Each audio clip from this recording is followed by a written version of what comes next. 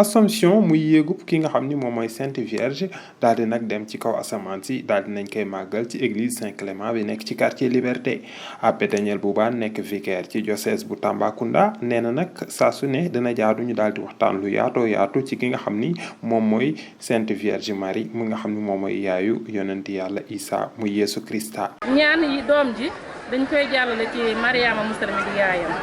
tey loolu la ñuy xumbal xewte boobu la ñuy xumbal tey may ñaanal Sénégal ci bés bi nag moo di jàmm ju bëri jàmm ak teraanga di ñaanal suñu njiit yi yàlla mel xol bu ñu mën a jiital nit ñi ndax jàmmal ci lépp la soso